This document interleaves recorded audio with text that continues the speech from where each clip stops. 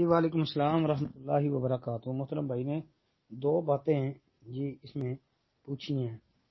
ایک بات یہ کہ بچے کا پیشاب کپڑوں کو لگ جائے، تو محترم بھائی اس بارے میں یہ حدیث آپ یاد رکھیں نا، نبی صلی اللہ علیہ وسلم کی واضح حدیث ہے۔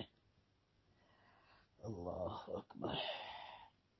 امی عائشہ صدیقہ رضی اللہ تعالیٰ عنہ بیان کرتی ہیں کہ نبی علیہ السلام کے پاس ایک بچہ لایا گیا، اس نے نبی علیہ السلام پر پیشاب کر دیا تو آپ علیہ السلام نے پانی منگوا کر اس پر پھینک دیا اور اسے دھویا نہیں، یعنی چھینٹے لگا دیے۔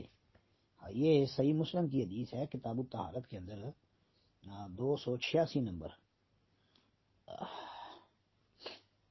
تو اس کے علاوہ یہ صحیح بخاری مسند عمل میں بھی موجود ہے۔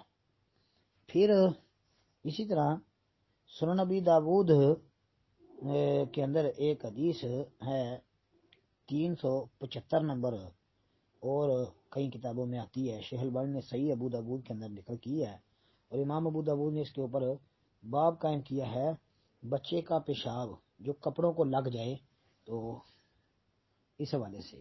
تو اس میں یہ روایت کے اندر آتا ہے کہ حسن رضی اللہ عنہ نے نبی علیہ السلام کی گود میں پیشاب کر دیا تو آپ علیہ السلام نے اسے دھویا نہیں بلکہ چھینٹے مارنے پر ہی جو ہے وہ اکتفا کر لیا تھا، چھینٹے کافی مار لیے، یہی کافی تھے۔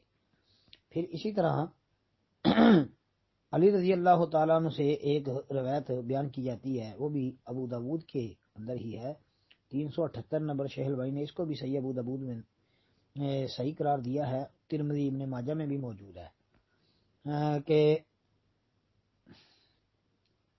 فرمایا کہ لڑکے جو دودھ پیتا لڑکا ہے اس کا پیشاب جو ہے اس کے اوپر چھینٹے مارے جائیں گے، اور لڑکی جو ہے اس کا پیشاب جو ہے اس کو دھویا جائے گا۔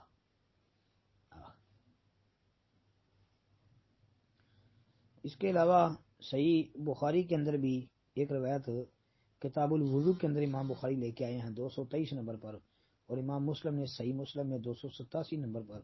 اس کے علاوہ یہ روایت جو ہے سنن اربع کے اندر یعنی ابو داود، ترمذی، نسائی، ابن ماجہ اور کتابوں میں بھی پائی جاتی ہے، کہ جس میں یہ آتا ہے کہ ام قیس بنت محصن بیان کرتی ہیں کہ وہ اپنے چھوٹے بچے کو لے کر جو ابھی کھانا نہیں کھاتا تھا نبی علیہ السلام کے پاس آئیں، اس بچے نے نبی علیہ السلام کے کپڑے پر پیشاب کر دیا تو آپ نے پانی منگوایا اور اس کپڑے پر چھینٹے پانی کے مارے اور دھویا نہیں۔ جی تو چھوٹا بچہ جب دودھ پیتا بچہ لڑکا پیشاب کر دے تو چھینٹے مار لینے چاہیے، دھونے کی ضرورت نہیں ہے۔ لڑکی اگر پیشاب کر دے تو دھو لیں۔ اب باقی رہ گئی بات گائیں بھینس وغیرہ بکرے چھترے کا پیشاب، تو اس کے متعلق یہ اہل علم فقہا کہتے ہیں کہ معقول اللحم جن کا گوشت کھایا جاتا ہے ان کا پیشاب جو ہے وہ ناپاک نہیں ہے۔ السلام علیکم ورحمۃ اللہ۔ باقی تفصیل کتاب الطہارت وغیرہ کے اندر دیکھ لیں۔